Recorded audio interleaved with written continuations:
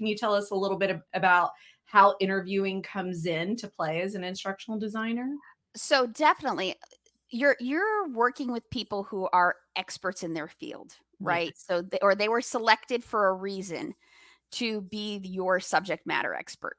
So when you're trying to do that, you have to first kind of think of their perspective, and respect the expertise that they have, right? And this can be, I would say, it's a little more challenging in the academic world than necessarily the corporate world, but you're speaking to these experts in the field, and your job is to pull the information out of them, which a lot of times you can get with a story. But you express that interest in their knowledge. And then with that, you're building that rapport. You're starting with that little like conversation so that if they've never done this before, you can make that little connection. You're showing that appreciation for their knowledge.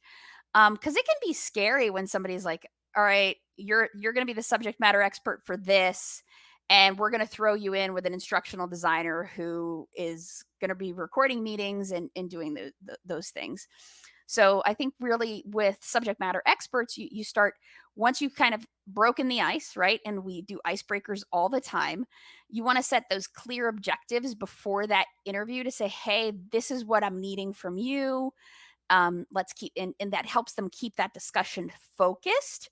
But on the instructional design side, you need to do your homework, right? You need to prepare. So don't go into that meeting blind. Like with my instructional designers on my team, I might make the big overarching plan for the education, and then I give them enough. I'm like, "Hey, these are the resources. Go dig into the subject matter before you even meet with the SME so that they can prepare questions in advance and try to get an idea of how they're going to set that conversation flow and just be a good active listener, ask open-ended probing questions. I never say like give me a scenario when. So Mhm. tell me about a time when you had to use that skill or those types of Right. things. And then I Absolutely. think the key thing, like one of my designers does a really good job, is he always summarizes and paraphrases them really well. Mm. He's like, So "All good. right, this is the information that you gave me. Am I understanding this properly?" So regularly paraphrasing their points to make it sure you're understanding. So, if, like for my design team, we're dealing with insurance. None of us are licensed insurance professionals, except for one new member on the team who made the transition. And sometimes, like he made a nice workflow. Like he's like, "Okay, I want to make sure that I understand the workflow of this because he's building that course."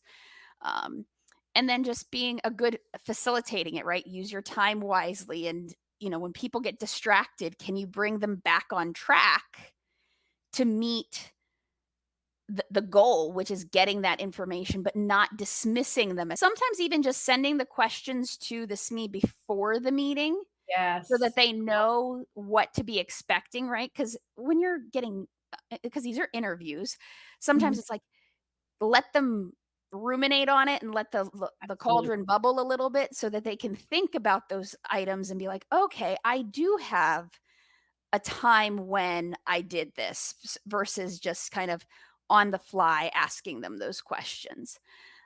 And just being empathetic because being a SME is something that they're doing in addition to their regular work, and Right. many times their regular work doesn't decrease Right. because they're your SME. Right. So they have their work projects, and a lot of time your work is down here on their priority list, and you have to keep bumping it back up. What happens in situations where you don't get to work with this me? I think it also goes back to like your respiratory volunteer projects that are happening. So what happens when there's not a SME? So I for them, right? Like I think I have 14 people that I'm working with, right? So if one if every one of them met with me for 30 minutes to an hour a week, um You that's a wouldn't have lot of time for time. your job. Exactly, exactly.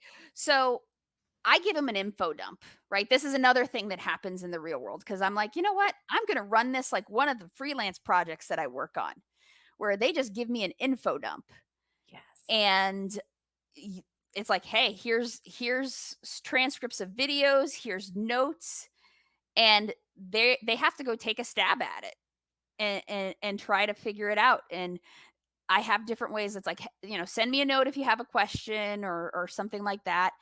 And I give them enough information that they have a good starting point, but it might not be 100%. So I think it's sometimes you're just kind of scouring in, and guess what? What did they do? They were good detectives. They went online and found some videos and things like that where they're like, you know what? I need a like I what's a BiPAP, what's a CPAP and pressure support and the numbers between.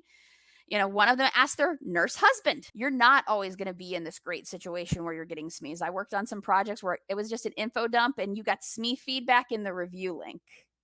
So the SMEs weren't available to all of those people, but they did good front end work. So sometimes you just have to dig through the content and I feel like that should actually be a skill set. I think it should be listed on every job posting that research. well, just call it detective, right? Like we all need to be detective.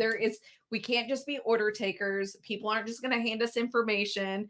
That's just not the real world. Sometimes we get really lucky and we have amazing SMEs. Sometimes we have challenging SMEs who are super knowledgeable. And then sometimes you're just out there on your own and you got to go figure it out. And just because they're an expert doesn't mean that they can teach it.